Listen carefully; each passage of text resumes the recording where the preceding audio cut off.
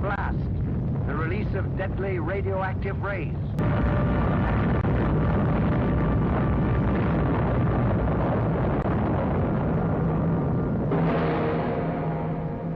One atomic bomb did this to a city and its people.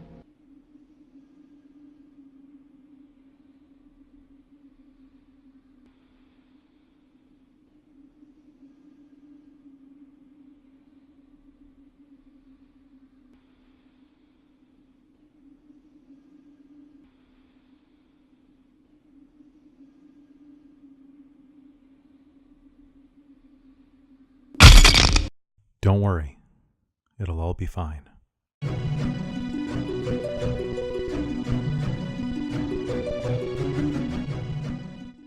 The optimism in Hollywood's nuclear and apocalyptic narratives shows a stunning disregard for the threat posed by these weapons of mass destruction. How about global thermonuclear war? What developments in our history, culture, and entertainment took us from embracing narratives of fear to stories of dismissal? When did nuclear weapons go from being a threat to a joke? This film will dissect the history of nuclear weapons and the apocalypse on film and seek to answer these questions. By understanding how we deal with nuclear weapons on the screen, we can understand how we perceive them, as well as the threat that they posed. This is Happy Endings.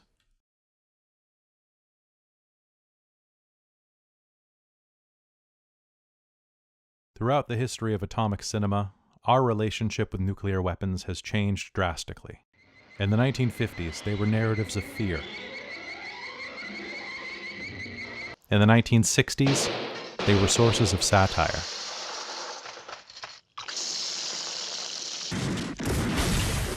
In the 1980s, they were vehicles for action and self-empowerment. Come with me if you want to live. And today, well, they're hardly thought of at all. That is some weapons-grade bullshit.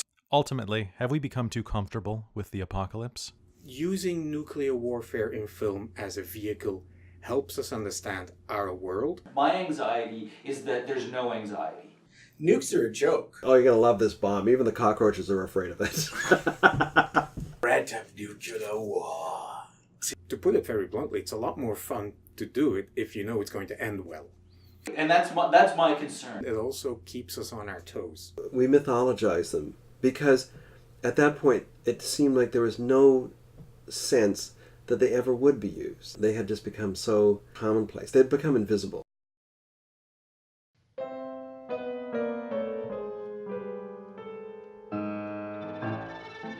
Let's talk about fear. For the past 70 years, humans as fallible as you or I have had access to weapons that could destroy the entire world with a button push. That's scary. Every man, woman, and child lives under a nuclear sword of Damocles, hanging by the slenderest of threads, capable of being cut at any moment by accident or miscalculation. These were genuinely scary times. Hollywood knows a good thing when it sees it.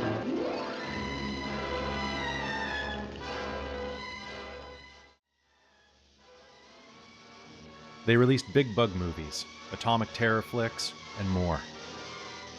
But if he fires one, I'll fire one. Fire one.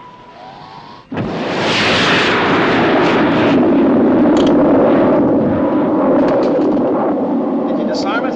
I don't know. Nature, mad, rampant, wrought its most awesome creation. For born in that swirling inferno of radioactive dust were things so horrible, so terrifying, so hideous. There is no word to describe them. Them is very similar to War of the Worlds. You could say that the late 1950s and beginning of the 1960s sees a slew of movies that answer to the same cultural anxieties, or same group of cultural anxieties, against which civil rights movements, for instance, and political movements rally against, and they help overcome those social anxieties. So you could say that exploitation films such as them, The Day the Earth Stood Still, Invasion of the Body Snatchers, War of the Worlds, become a sort of warning to society, for society to mature and grow up and overcome those anxieties. But if you threaten to extend your violence, this Earth of yours will be reduced to a burned-out cinder. And by and large, audiences do a good job at doing that. The sense that Hollywood and whoever else was able to leverage that fear, it was just great marketing. And of course, all through the 50s, it was like nobody knew anything about atomic energy or radiation or anything like that. It was this genie that we had uncorked the bottle, and this genie had come out. And of course, they were trying to say, well, it's going to be great. We're going to have nuclear medicine, and we're going to have... my favorite was Operation Plowshare, where they would build like instant canals by setting off small nuclear weapons all in series, like boom, instant canal. It's like, wow, what a great idea. Of course, and then we're going to drink the water. So it started off with like monsters and it was like giant insects, of course, who were busy attacking us. And Godzilla, King of the Monsters, incredible titan of terror. But then it got more serious into the 60s as the rhetoric got, I guess, ramped up a bit.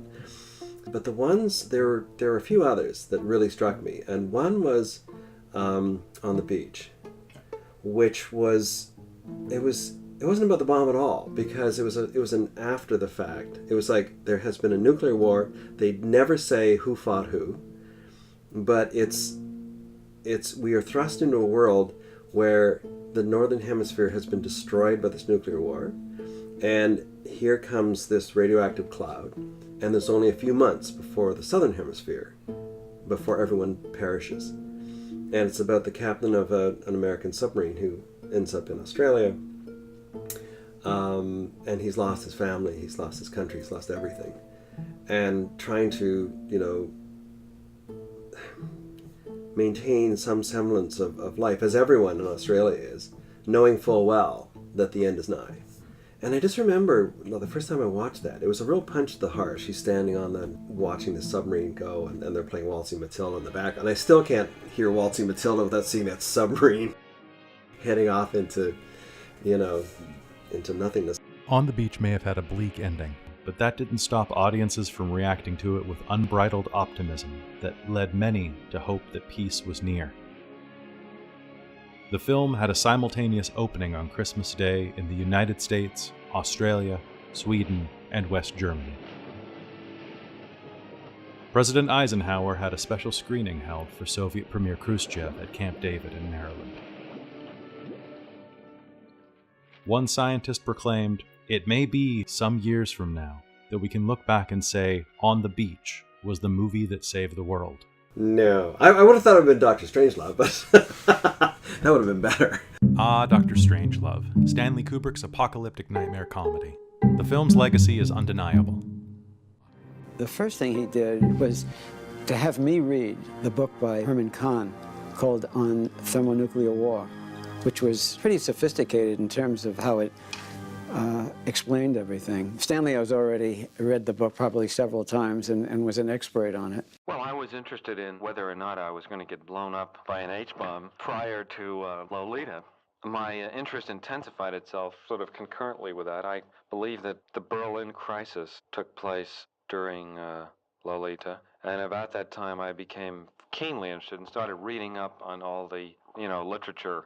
He had been very disturbed by the Cuban Missile Crisis. Not simply the prospect of nuclear annihilation, not simply, but also by the way that people accepted it fatalistically, that that's probably how the world was going to end, in a huge nuclear bang. Well, boys, I reckon this is it. Nuclear combat toe-to-toe with the Ruskies. I got a call from Stanley saying, "Do you remember when we discussed the possibility of doing this thing as a comedy?" He said, "I really feel that the best way to tell this story, to make the point, the whole thermonuclear dilemma is much better said in the form of a satire or a comedy than it is in the straight story that we developed." The valuable way to make this stuff comical is Strangelove, right? Where the Soviets have an endgame plan, right? What's it called? The death ray or... Ominous rumors had been privately circulating among high-level Western leaders that the Soviet Union had been at work on what was darkly hinted to be the ultimate weapon, a doomsday device. The doomsday device, right. And shouldn't we be worried about that? I mean, once one of the nuclear bombs goes up, we've been told by popular media that that's it. Duck and cover isn't going to work. And there's so many of them on the planet. What are we talking about? If a man learns the news that nuclear annihilation is nigh when he's in his office, the result is a documentary. When he's in his living room, it's a social drama. When he's in the bathroom, it's a comedy. And Stanley found that there were a lot of aspects of this subject that were comic. The film wasn't just funny, it was also acclaimed for its sharp deconstruction of Cold War tensions. When it opened in New York, Bosley Crowther absolutely destroyed it. And he realized some months later what an extraordinary film it was. He re-reviewed it, which I think is very seldom done for the New York Times. It was extraordinary. Strangelove gained international acclaim on both sides of the Iron Curtain. The film had a profound effect not only on performers. For me, the most influential actor in films was Peter Sellers, because of the Pink Panther, but mainly because of Dr. Strangelove. To see one person play that many characters and to play each one of them differently, and each one so committed, especially, Dr. Strangelove himself. Sir, I have a plan. Monsieur! I can walk! And it's just seeing that, and plus the fact it's all about the end of the world. And that for me was just amazing. It just struck me that comedy could be that and hit that hard. Gentlemen, you can't fight in here. This is the war room. But also on geopolitical leaders. I, Ronald Reagan, do solemnly swear. Reagan, when he became president of the United States, asked his chief of staff to look at the war room in the White House. And the chief of staff, Mr. President, there is no such thing in the White House. And Reagan said, but I saw it in that film, Dr. Strangelove. It also has one of the most famous scenes in all American cinema. Hey, what about Major Kong?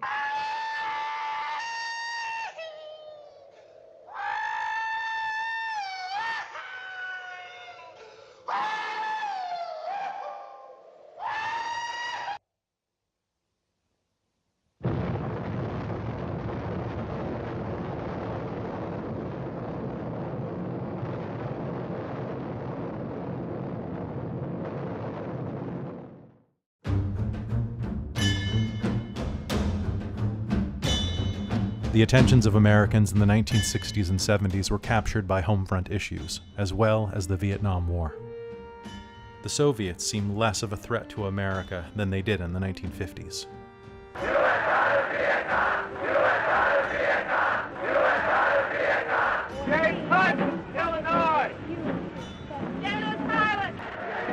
We are ending the war in Vietnam, but we shall end it in a way which will not betray our friends, risk the lives of the courageous Americans still serving in Vietnam, break faith with those held prisoners by the enemy, or stain the honor of the United States of America. In 1969, the Nixon administration ushered in the beginnings of an era of détente, a cooling down period between the USSR and the United States. After a period of confrontation, we are entering an era of negotiation. Let all nations know that during this administration, our lines of communication will be open. During this time, Richard Nixon made historic visits to both China. This farewell banquet here in Shanghai, keep it rolling. We are now in the final hours of the President's momentous visit. This is the farewell banquet in Shanghai, a few hours before the President ends his unprecedented pilgrimage to peace and flies back to Washington. This was the week that changed the world. As we look back over this week, we think of the boundless hospitality that has been extended to all of us by our Chinese friends. With Chairman Mao, with the Prime Minister, and with others with whom we have met, our talks have been characterized by frankness, by honesty, by determination, and above all, by mutual respect.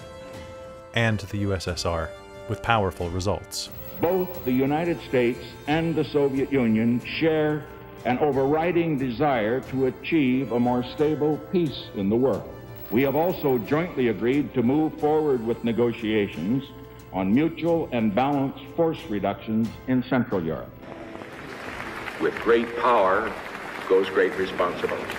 The policy of détente carried on through the Ford and Carter administrations. God will never forgive us if we don't succeed. But it was not to last. SALT II is not strategic arms limitation. It is a strategic arms buildup with the Soviet Union authorized to add a minimum of 3,000 nuclear warheads to their already massive inventory. The Carter administration's principal argument for ratifying SALT II was that no one will like us if we don't. You know, isn't it time that we made him understand we don't really care whether they like us or not? We want to be respected.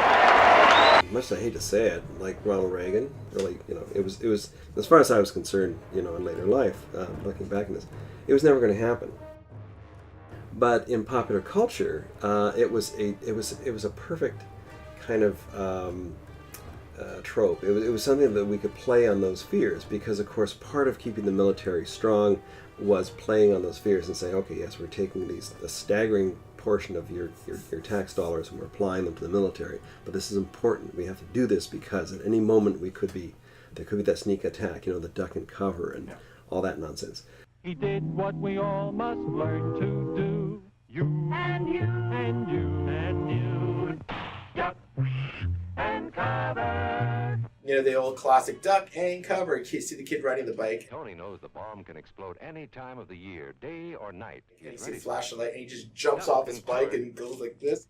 Atta boy, Tony. That flash means act fast. Which does nothing, really. And it's scary that, duck and cover was something being practiced in their schools. It was totally ingrained, and we still had this threat because this was the 80s. This had Gorbachev, this had Reagan, this had Star Wars, nuclear missiles thrown up in the air a lot, and it actually, the threat, even for us in Canada, was really looming. And it actually did scare the shit out of us if we actually thought about it and talked about it, because we didn't know what we're talking about, but just threat was there. Hence something like The Day After. I really don't think either side wants to be the first to use a nuclear device. It's not a question of who, but where. East Germany sealed off the borders to West Berlin. It's not going to happen. Four principal West German access corridors. People are crazy, but not that crazy. Over 300 missiles inbound. And the major networks played this. You have to remember, this is like when MASH, their final episode, had like 150-something million people watching that final episode. Yeah. No one on television. The Oscars didn't even get 20 million people last night. When The Day After premiered, ABC estimated that 100 million people had tuned in to the broadcast.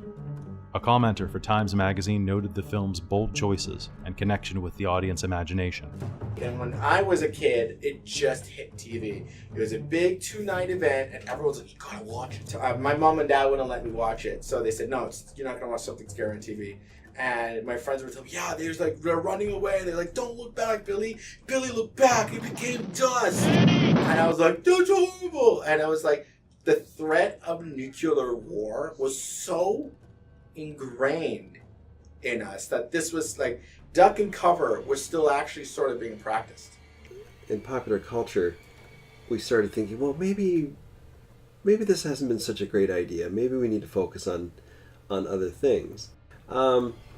But I think at that point, people and I mean, I know there were a string of was it War Games and Threads, and there were a few, but it just seemed like kind of histrionics. It seemed a little kind of too little, too late. So then at that point, and perhaps this is coinciding with things like Star Wars and Aliens and so on, where we start. I just remember in Aliens, it was like, okay, we're gonna nuke them from space. I say we take off and nuke the entire site from orbit. It's the only way to be sure. Fucking A. And it almost became such part of common parlance.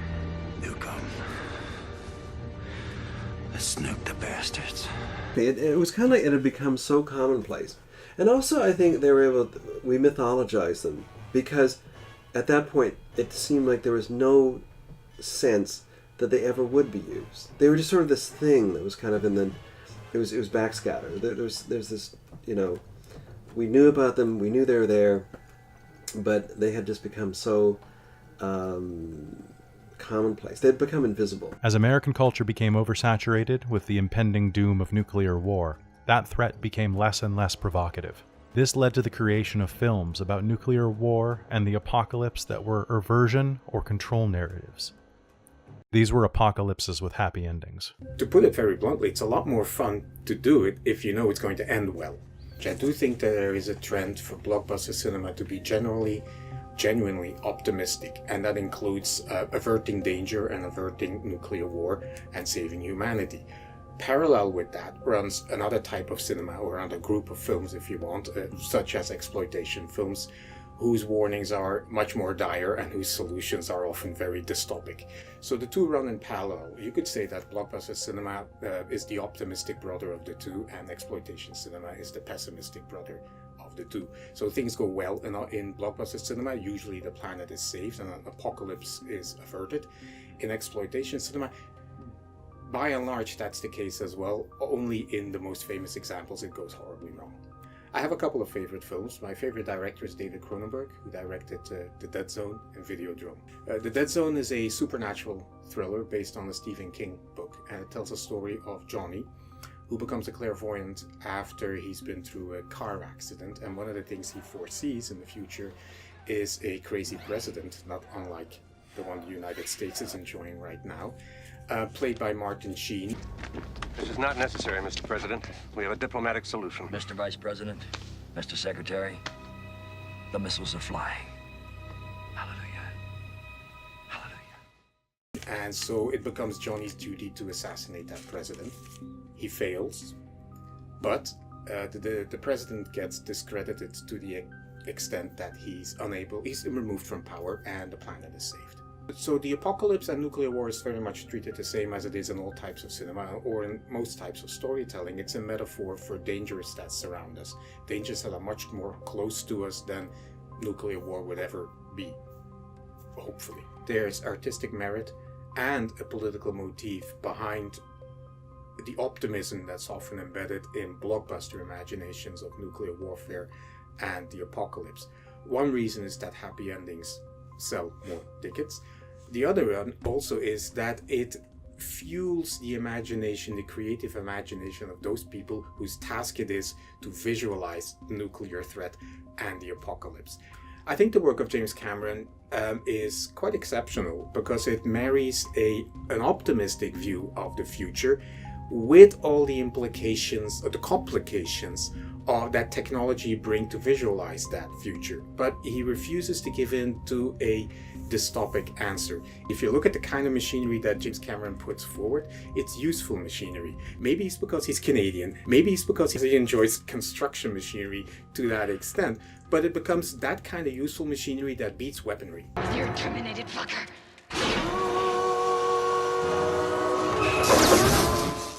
I see film as, like many other forms of storytelling, as a form of overcoming types of anxieties and types of fears, and I think we're generally quite good at that.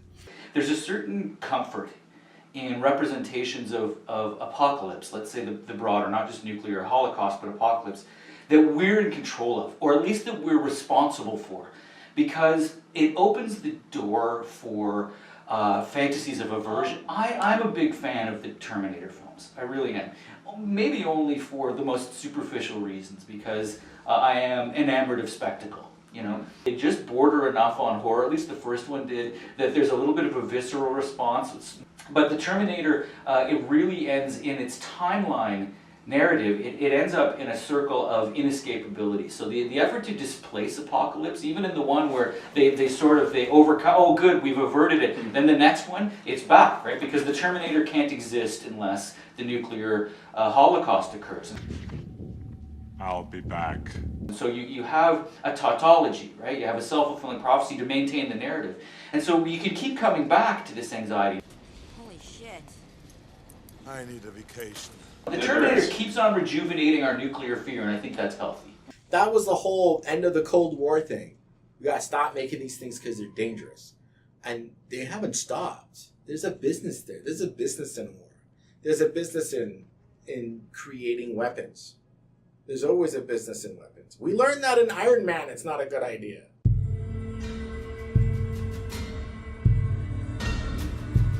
We get to 2000 something, and it's like, throw a nuke. And it's like, it kind of like doesn't mean anything anymore. Except when you watch something like Terminator 2 for the first time, and that dream sequence, and Linda Hamilton holds on to the fence, and then the world blows up, and then you see her being everything going to ash, and then she's burning away slowly into ash. That shit horrified me. That still horrifies me. The insightful question really was sort of a what happened to the fear. And it seems to have gone away. And what I find really alarming about that is that the nuclear bombs have not gone away. They haven't been like decommissioned. They've just been demediated. When it came to Sci-Fi Channel, when they decided to throw nukes in as their be-all and end-all of solving their problem, it took away from what was the actual threat of actual nuclear wars. Violence. It will cleanse the world. We can start anew in a purified earth. The earth that God intended it to be. God never would have intended this. No! When it comes to Sci-Fi Channel, their thing was, what disaster and what kind of thing, and let's put them together, and how do we solve it? Shove a nuke down its throat.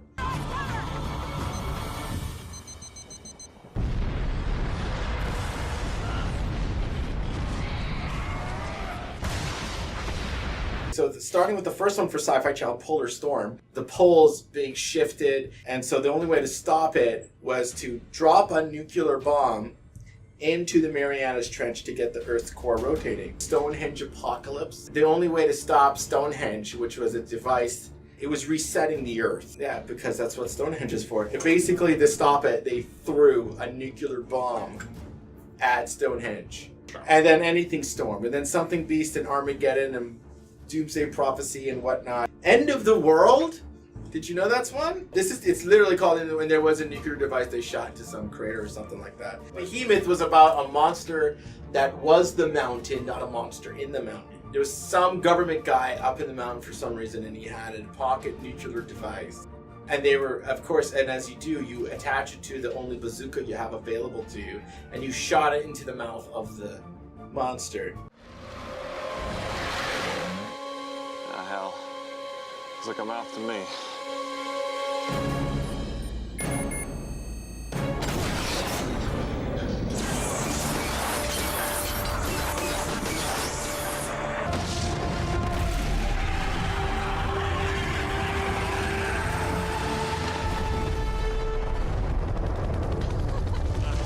And that's how they basically solved every problem in their movies. It became a ridiculous tool that, I mean, everyone just seemed to have access to.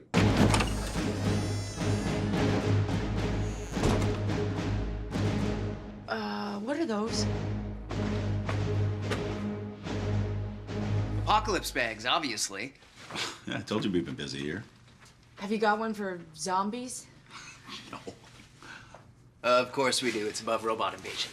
And so all that's left is that kind of, in popular culture, like, what if we had used them? It's always sort of supposition, like, what's it like? And of course, the weird thing is, like, what is the most popular genre right now, practically? It's like the post-apocalyptic movies. Like, oh, something happened, and we all got stupid, and we blew up the world, and now we're desperately struggling to survive. How clever are we? In the end, films about nuclear war and the apocalypse did serve a purpose at one point. They frightened us, encouraged us to seek out peace, and reminded us of the threat of nuclear weapons. But now, after 70 years of these films, we're jaded. We don't fear the end of the world. We just hope that when it does happen, we won't be bored.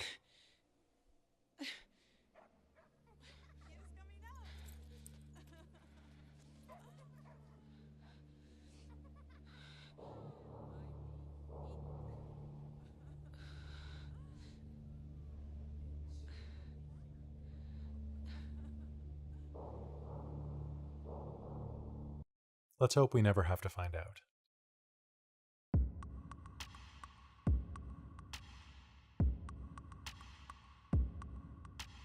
Why?